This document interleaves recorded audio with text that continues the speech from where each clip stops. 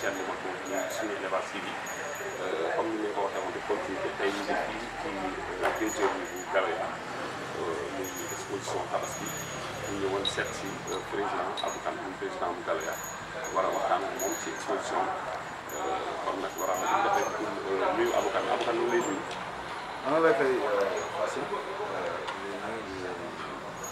Tatagal comme ni ko ci di waxee yow Alioune Mbaye di am mbégte recevoir leen fii ci opération Tabaski bergerie Galoya donc fii ci Sicap Baobab précisément si école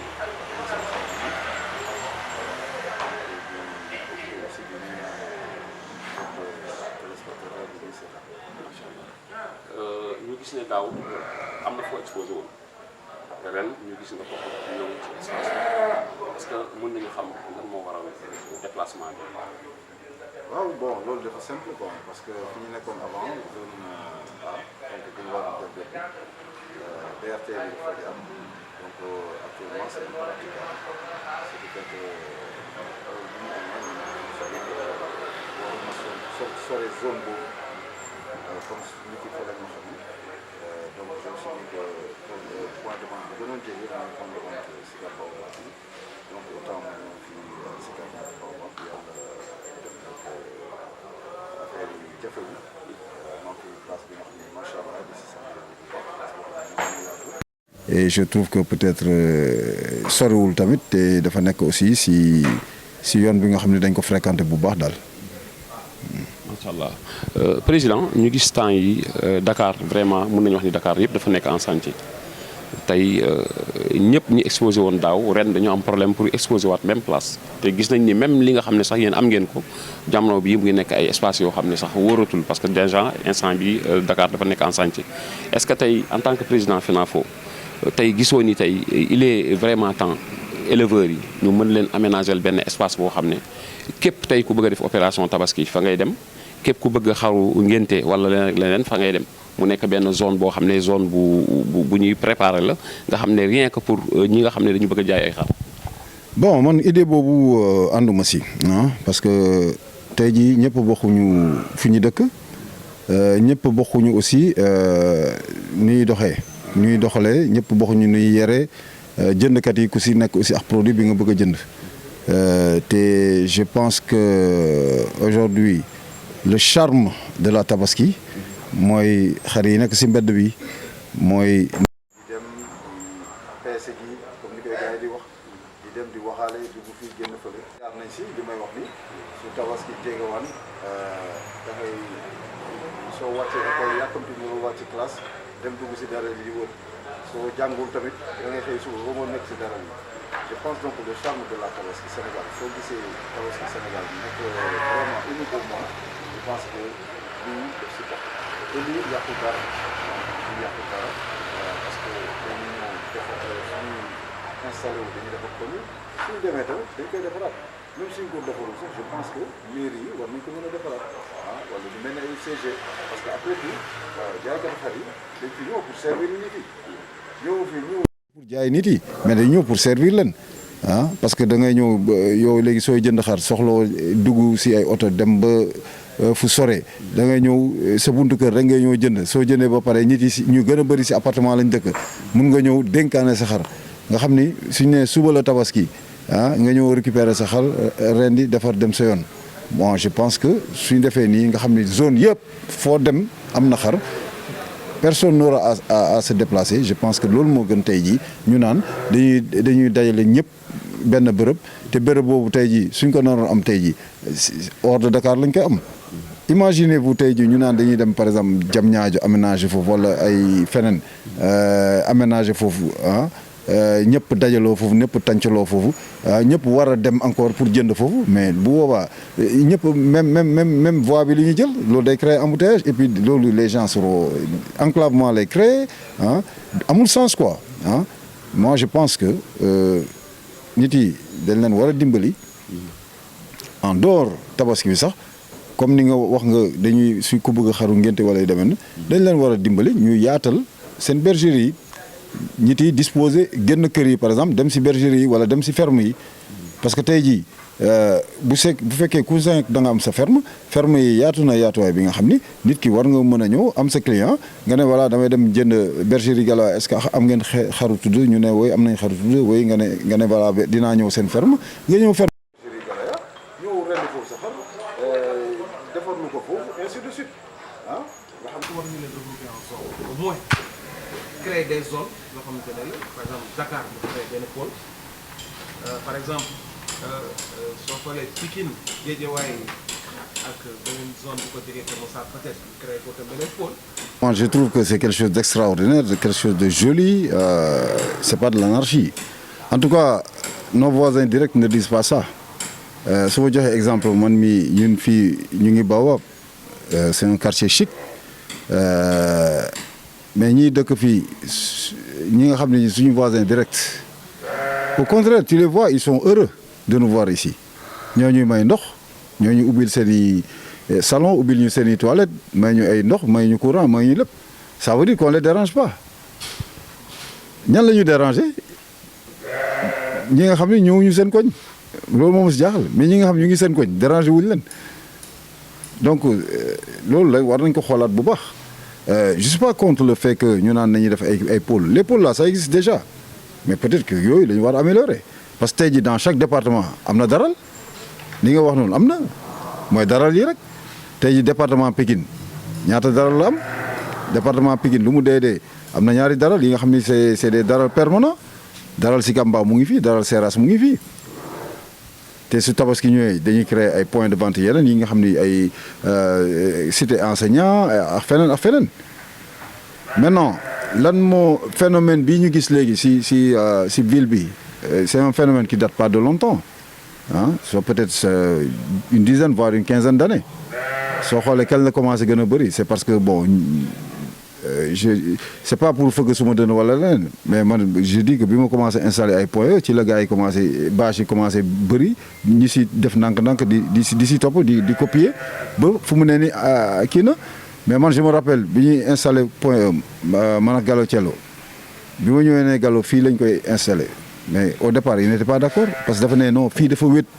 et puis fii boobu ay gravats et n'importe quoi ñoo na nekk fii mais ma ne ko bu dee gravats yi rek lii en une demi-journée on peut tout nettoyer mu ne moom mais fii dafa wét ma ne ko justement wéetaay boobu moo ñu arrangé parce que nous on vend des moutons VIP li ñu arrangé mooy nga def un truc bi nga xam ne dans un endroit VIP bi nga xam ne ku bëgg a garer parking bi nga ko am ku romb di nga gis c'est un endroit visible et puis les gens qui achètent ces moutons là c'est pas des gens yi nga xam ni bon bëgg nañu dem buuxante si dara li xam nga loolu aussi da nga koy xool et puis c'est des moutons yi nga xam ñu koy jënd da nga leen di may possibilité dem rek maa ngi ko fi wax ma ne ko ñun may tooñ un couple qui était venu ma ne ñun li ñu leen di defal mooy da ngay jóge sa bureau sol sa costume cravate wala nga sol sa xaftaan parfum bu mu neex nga ñëw fii xool xar delluwaat sa bureau te doo xeeñ donc c'est voilà ce qu'on offre aux gens mais bu fekkee dañu dem si daral yi par exemple est-ce que nit ki am na possibilité boobu parce que tey jii yow ñii di dem si daral yi dañuy fagaru moi je me rappelle il y a une vingtaine d'années suñu grand yi suñu daan dem daral ba dañuy dóor seen i jean dóor seen i bot vraiment pareil quoi pour mel ni kuy dem combat parce que dañuy fekk daral ba la mais léegi ñii di jënd xar bon ñii da nga gis ay famille da nga ñëw ànd sa famille calmement garer sa auto ñëw visiter tu te fais plaisir et en même temps tu achètes moi je pense que nit yi war ñu am complexe quoi parce que man pour man yenn yi complexe la taxaw naan ay xar yi si mbedd yi war nañ fi jógee dem jam ñaaju wala complexe la parce que tey jii mënoo ñu accepter ay nit di def ay jël mbedd yi di fay def ay parking automobile di fay jaay ay camion di fay jaay ay oto moo gën a diis xar fuuf te bu dee en matière de tilim moo gën a tilim parce que di nga gis ku ñëw gaare camion fàtte ko fa pendant 3 mois ay lu ne mun na dugg si biir avec le risque de sécurité d'insécurité et tout loolu nit yi mën ko tolérer te mënuñu tolérer xar yi pendant 1 mois bi nga xam ni borom xar yi pour la plupart borom xar yi dañuy ñëw améliorer foofu man par exemple fii ma installé nii def naa fi 12 camions suuf 12 ren parce que dama ñëw fekk fi ngan di kampa fekk fi ay xeer yu dul jeex fekk fi ay saleté yu dul jeex fekk fi ñax mu dul jeex mais loolu man su ma fi jógee waa koñ bi loolu la ñu wax soo fi jógee ñun dinañu commencé waat suñu football fii alors que arrêté woon nañu football fii. mais président par rapport à ça man moo ko si côté par exemple avec complexe c'est-à-dire que waruñu ko fi jaay parce que lii lañ ko war a def bàyyi à la place mais non problème disponibilité espace parce que tey xam nga ne bu ñuy jógee fële zone bële par exemple. doguma la problème disponibilité espace boobu c'est pas loolu c'est beaucoup plus le problème des éleveurs que le problème bon c'est aussi le problème de l'État parce que l'État aussi war na am sañ si kaw ay administré parce que dama jox benn exemple bu simple Sicap Mbao daral bi c'est prévu que ñu toxal ko Diamniadio là-bas ils ont plus de 10 hectares là-bas je crois si mu jumul 30 hectares la pour ñu dem foofu il y a tout avec toutes les commodités et tout foofu suñu fa demee c'est des grandes avenues et tout mais tey jii l'État peine à déplacer les gens de cette foiraille-là à Diamniadio tey jii soo ma nee genre foiraille yooyu ñu déplacer leen yóbbu leen Diamniadio je suis d'accord lu mel ni Seras soo demee poto bu fa nekk étroitesse bu fa nekk ah jafe-jafe yi fa nekk désordre bu fa nekk yooyu soo ma nee par exemple ñu déplacer leen benn endroit bu yaatu mu am ay couloir am lépp je suis d'accord mais lu mu dul d'accord mooy li nga xam ne des trucs juste conjoncturels ah lii c'est des marchés conjoncturels c'est des trucs juste ponctuels loo xam ne ay quelques laps de temps la quoi ah benn mois la sur 12 et ça dérange pas et je dirais même c'est 2 semaines sur 52 semaines c'est 2 semaines sur 52 parce que ñuy installer pendant un mois dañ leen di compter le grand rush c'est les deux dernières semaines donc c'est 2 semaines sur 52 2 semaines sur 52 je vois pas lu muy yàq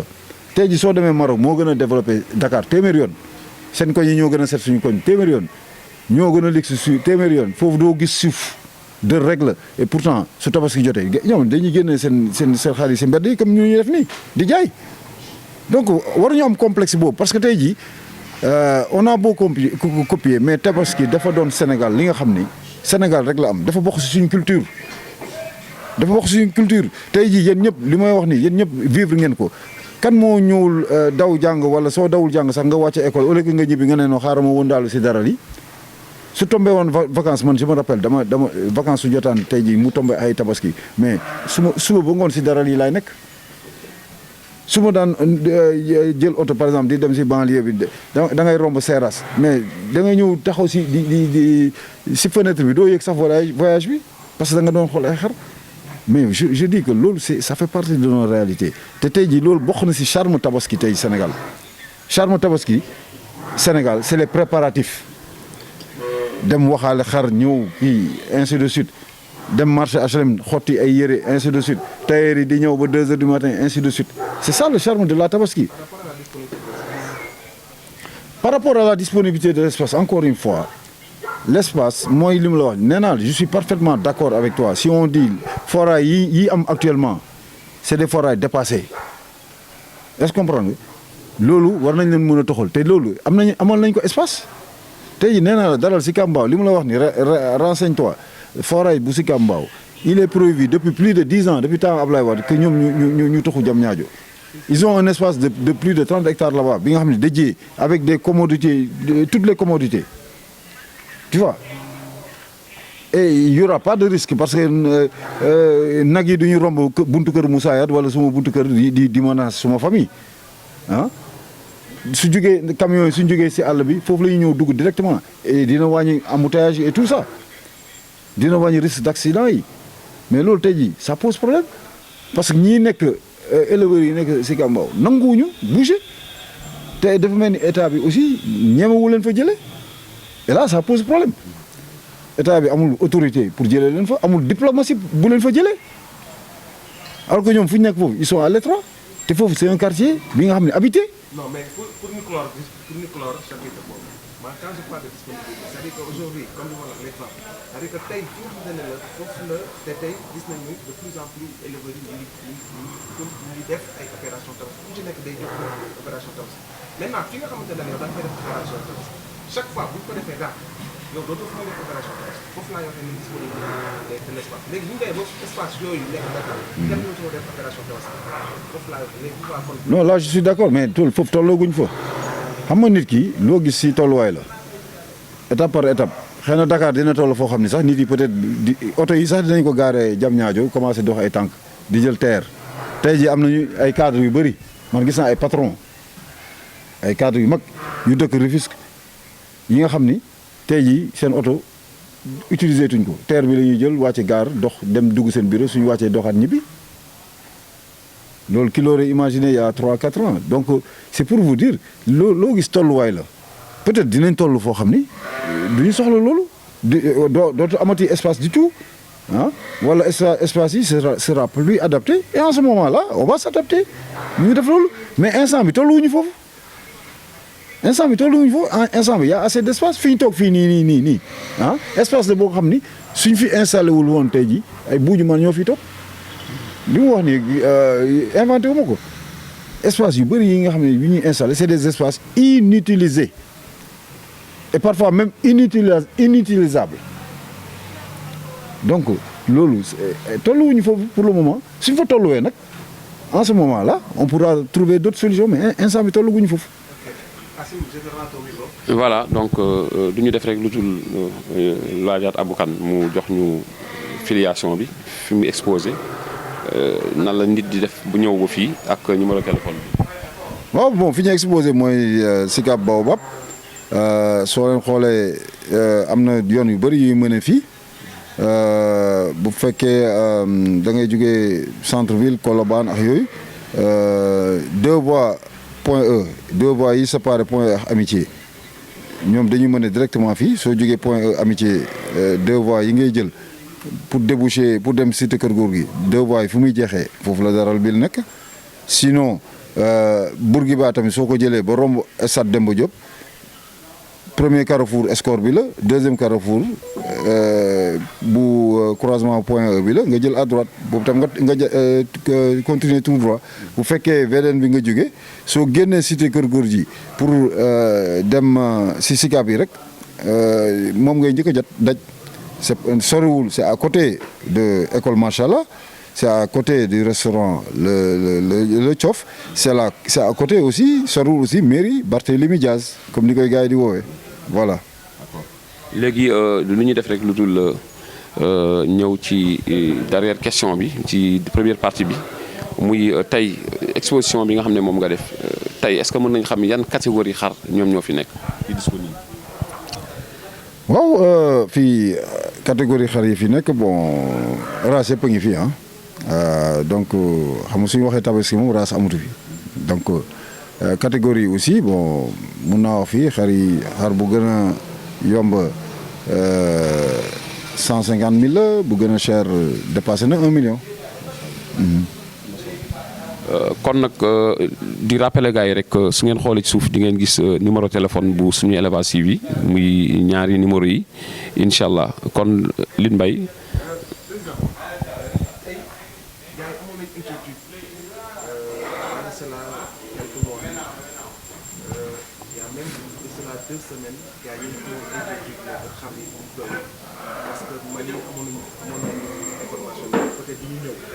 Aujourd'hui, en tant que responsable d'une fédération, xam li xew souvent parce que par expérience est-ce que fi ñu toll nii est-ce que mën nga ñu wax ndax xel war na mën a bon loolu pour dire vrai tey jii yàlla bi ñu sàkk rek moo xam ndax xar dina yomb wala du yomb képp ku wax rek da ngay spéculer bon xëy na aussi nga dundee yaakaar rek parce que y a beaucoup d'éléments yi nga xam ni amuñu ko à portée de main pour mu mën évaluer situation bi parce que xar mun na bëri mu jeex situation boobu day am ay na yi nga xam ni xar day bëri mais dara du fi des parce que day tasanteeg dëkk bi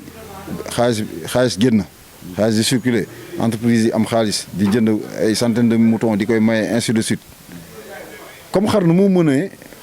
bañ a bëri tamit ba pare mu des parce que tout simplement dëkk bi amul xaalis ku doon jënd fukk di maye benn wala ñaar ngay jënd famille yi doon rendi 5-6 têtes dañuy ne non bi yoon dañuy sakkanal nañ def ñaari têtes ainsi de suite donc yooyu yëpp c'est des paramètres yuy maîtriser wul tey ji xamuñu ñaata nit ñoo yar ay xar si biir kër donc ñooñu du ñu jar du ñu jënd ñaata nit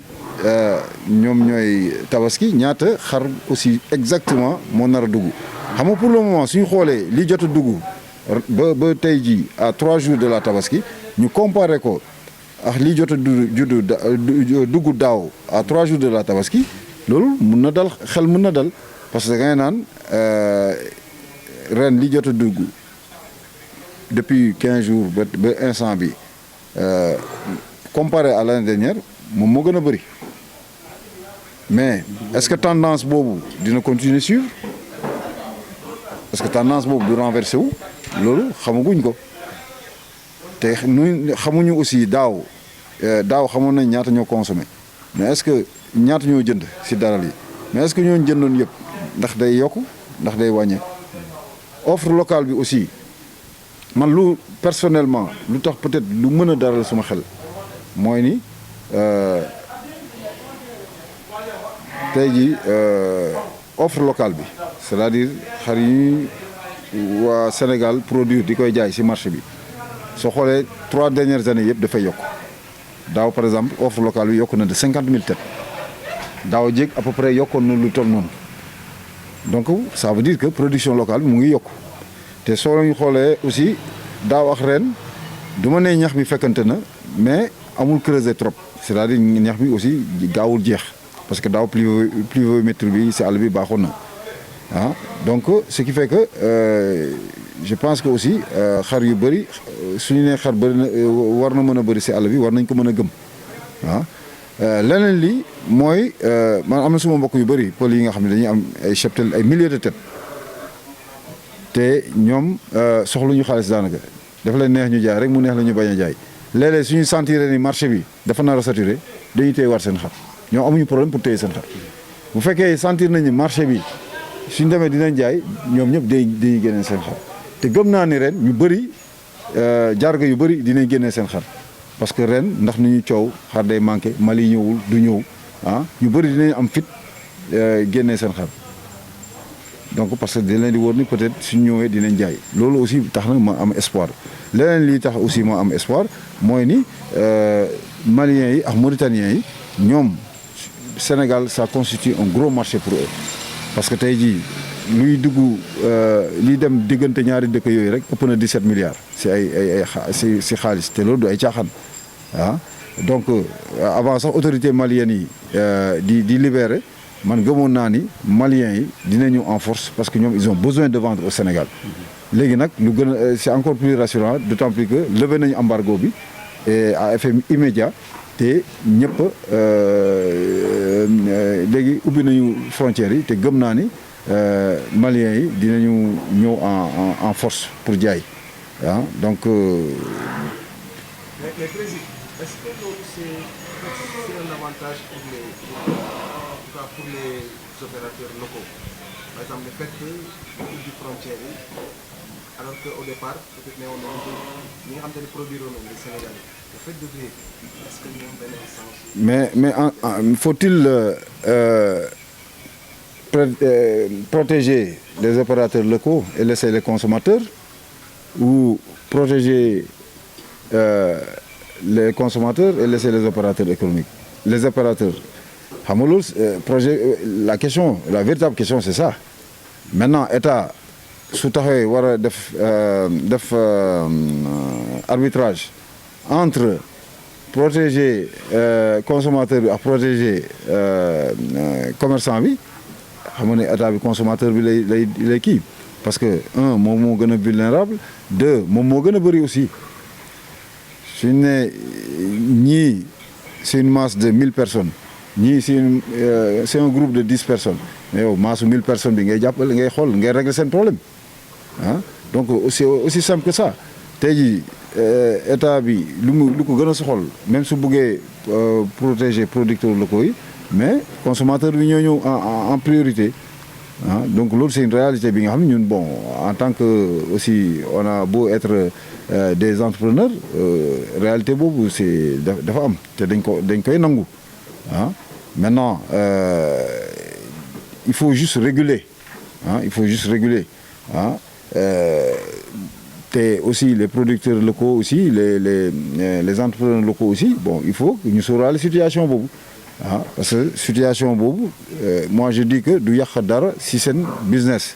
l'essentiel affaire yi il faut le faire intelligemment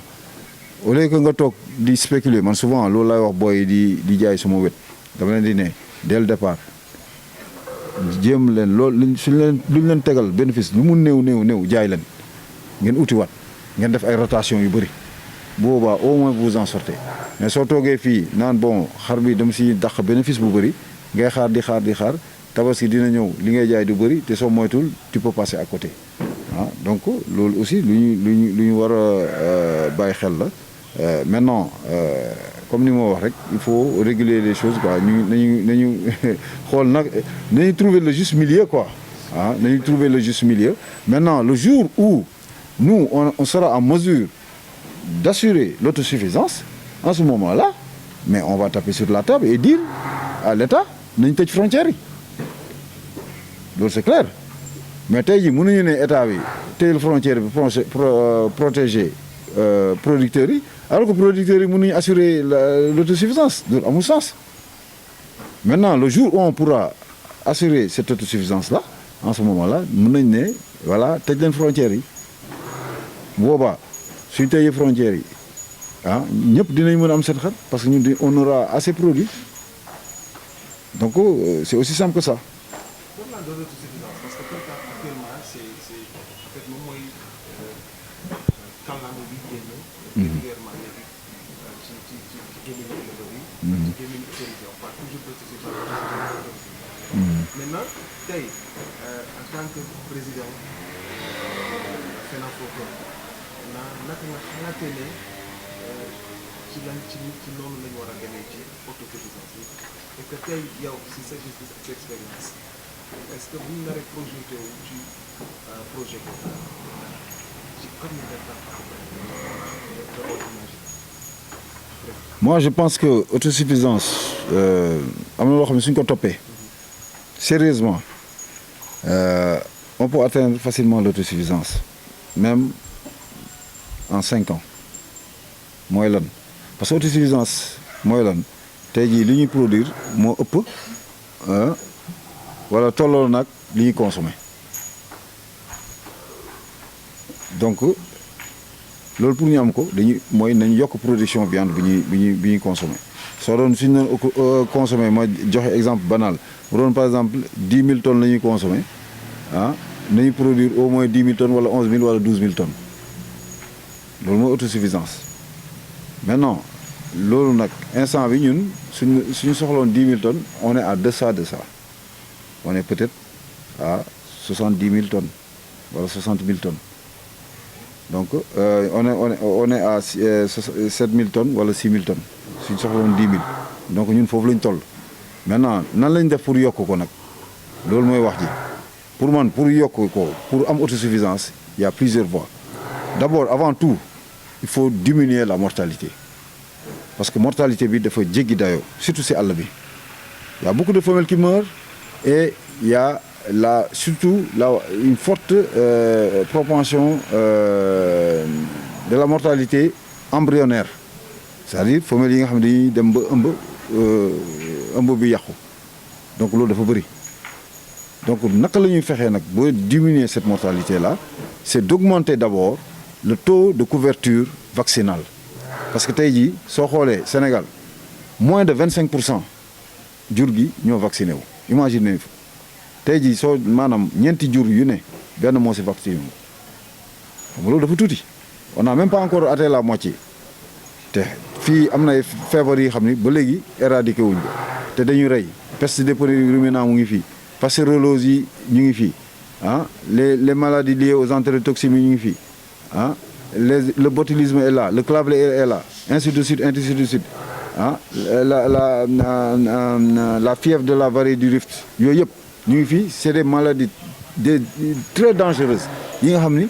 ñu ngi rey suñu cheptel bi donc yooyu su fekkee yow cheptel yooyu ñu ngi am si àll bi te cheptel bi le quart rek la ñuy vacciner ça pose problème donc taux de vaccination bi dañ ko war a yokk au moins suñu mënul am 50% ñu dem au moins am des 40%. loolu suñ ko defee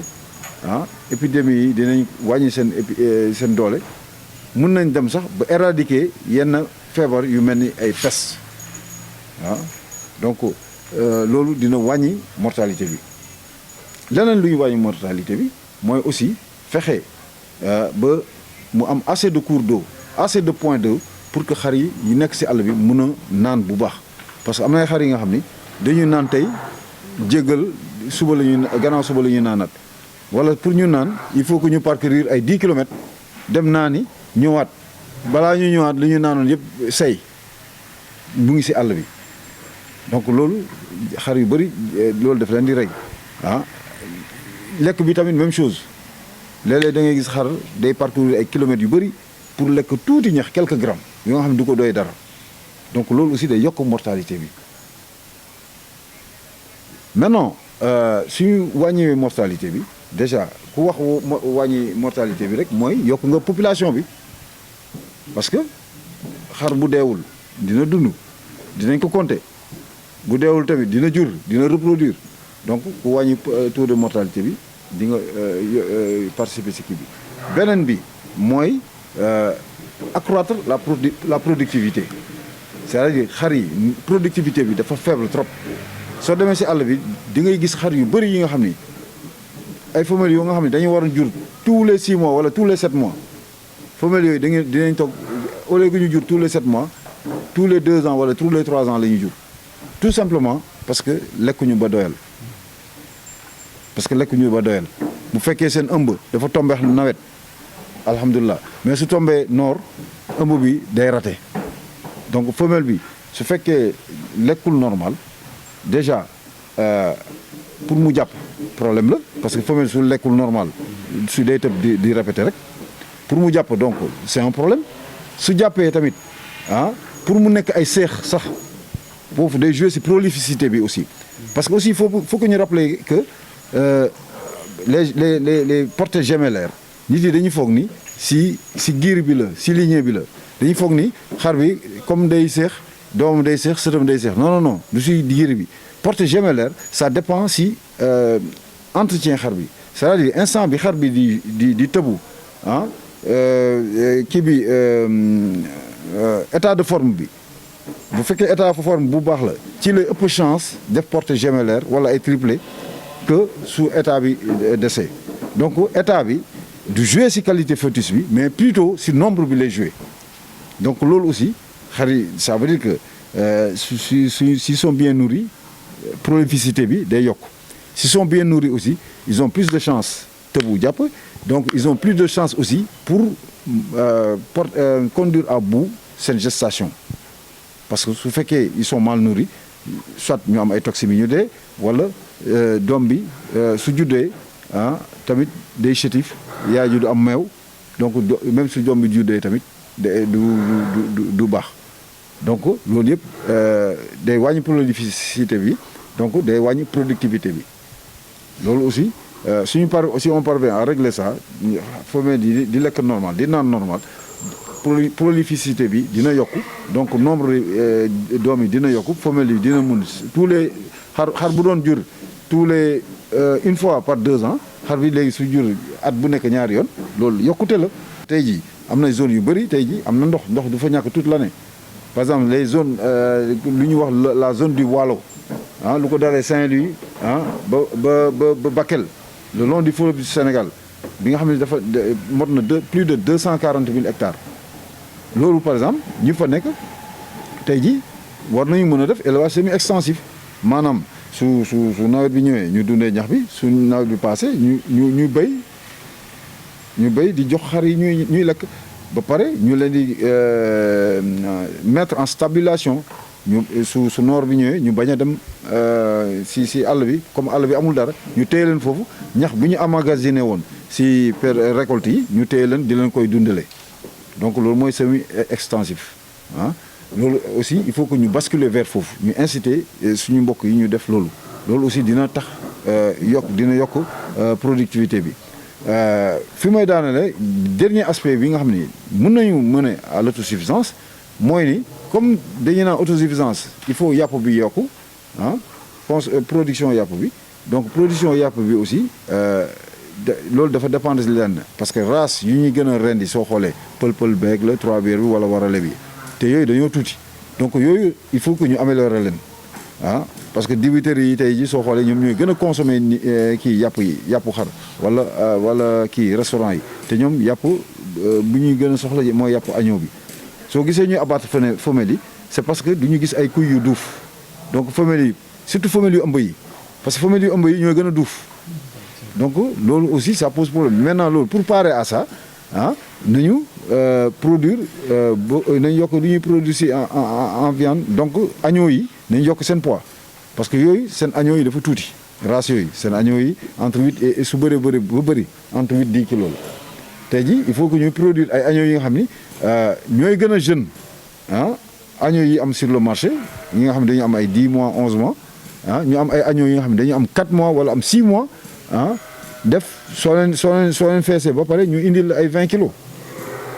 donc du simple au double loolu nag pour ñu am ko ça passe par l'amélioration des races mooy ni ñu jël suñu laadum yi ah wala suñu bëggee dem jëli dorpeur wala jëli n'importe quoi ñu améliorer ko race locale yi en ce moment là agneau yi dinañ gën a am doole ah boobaa foo doon xaar 12 mois pour abattre di nga mun a abattre à 6 mois wala 8 mois loolu aussi dina yokk quantité de viande produite à l'échelle nationale et qui dit quantité de viande augmentation de quantité de viande produite dit augmentation du nombre du cheptel parce que tey jii bu fekkee dañu am ay agneaux yi nga xam ni au lieu de 8 kilos léegi 20 kilos la ñu am ça veut dire que borom dibiteri bi wala borom restaurant bi fu mu doon daaneel juróomi xar par exemple par jour mais ñaari xar lay daaneel par jour wala ñett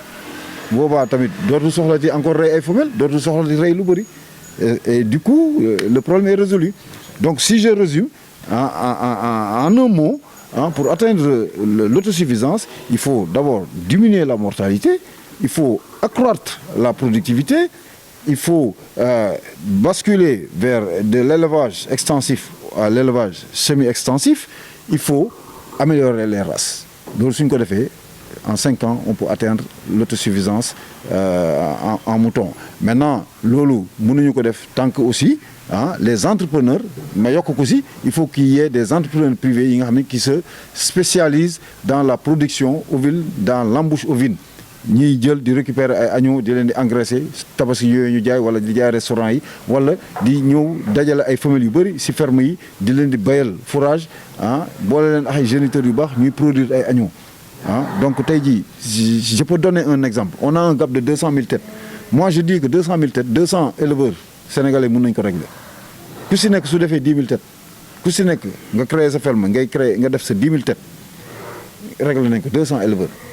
et ces 200 éleveurs là ils n'ont pas besoin de milliards chacun d'entre eux n'a pas besoin de milliards pour faire ça moi je dis que pour produire 10 000 têtes bon si tu as un bon business plan avec 50 millions tu peux le faire sur une durée de 3-4 ans donc loolu su amee aussi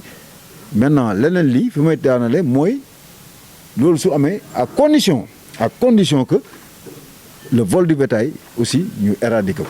parce que il ne sert à rien nga ñëw def sa business plan conduire sa élevage comme ni mu waree nga produire li nga war a produire nga xëy sàcc ni ne ko fuuf mu dem donc loolu suñ ko defee c'est à condition que vol du bétail bi aussi ñu mun ko éradiquer et j'en profite pour lancer un message à l'État du Sénégal pour qu'il nous aide à éradiquer le vol du bétail parce qu'aujourd'hui on a l'une des meilleures polices au monde on a l'une des meilleures gendarmeries au monde su meurtre amee fi yenn meurtre yi nga xam ne day nit yi dañ koy wax dañ si coow si rajo yi télévision yi 2 jours après da ngay naan jàpp nañ ko da ngay naan gars yi fi ñu jaar ba jàpp ko alors que ñii di sàcc suñu xar da ngay am ay traces yu leer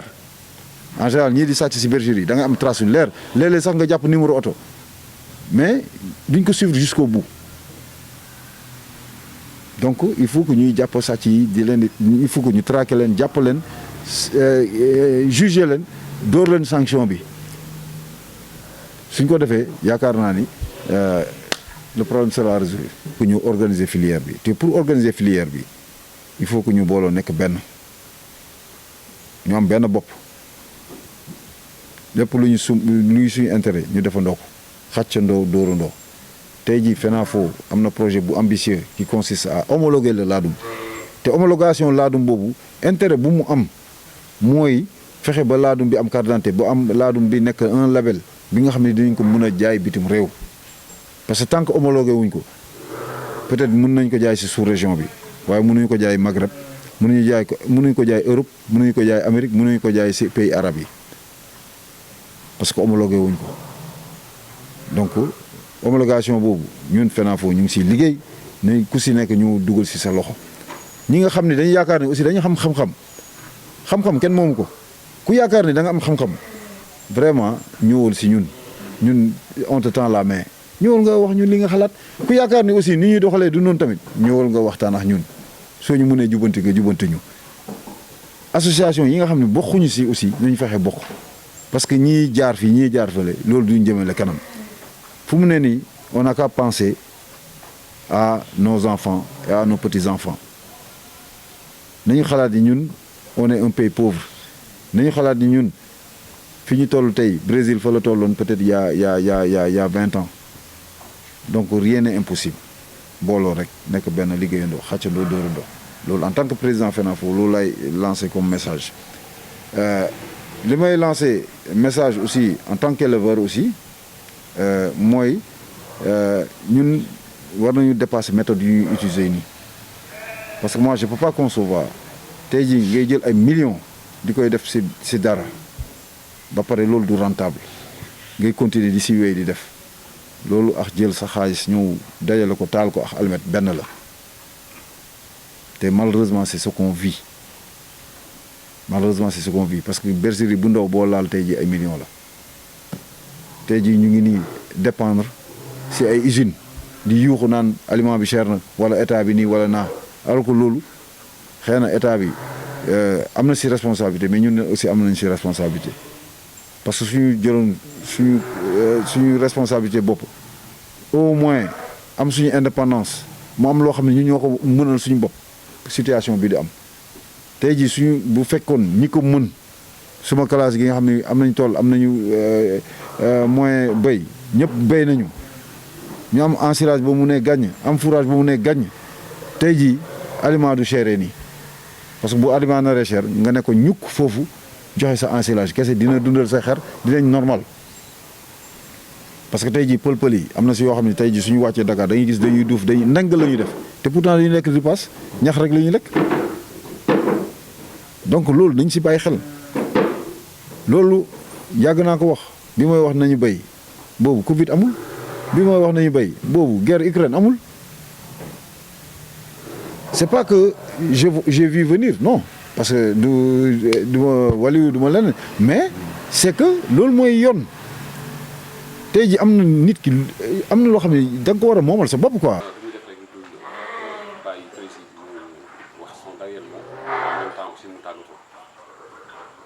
waaw bon di leen di jaajëfal rek si teewaay bi par anticipation di baalu ñëpp ak di leen di baalu ak tamit yàlla rek nawet bi ñu jëm na doon nawet bu gën si nawet yi ñu mës a dund yëpp ñu profité aussi c'est pas trop tard li ñu rawoon année yi passé rattrapé cette année bu ñu ba 0 mètre carré bu ñu béy voilà donc mètre carré bu ñu bàyyi sax 1 mètre carré bu ñu war a béy yëpp ñu ko béy waaw parce que situation bi ñu fan la ñu jëm donc encore une fois di jaajëfal ñëpp seen teewaay di leen di jox di bëri prochainement incha allah. voilà kon mu ngi noonu loolu la leen suñu élevage indiloon ci bergerie bu Galoya ci exposition opération Tabaski kon rek di leen jox rendez-vous rek ci beneen vidéo incha allah.